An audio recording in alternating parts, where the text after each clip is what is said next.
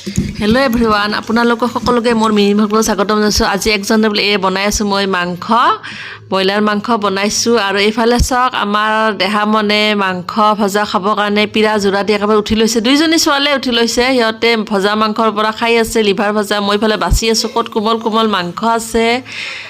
আৰু এয়া চাওক মাংস আমাৰ প্ৰায় হৈছে আৰু বেছি সময় নাই। এইফালে মই লৈছোঁ বনাবলৈ পোলাও, ভেজ পোলাও।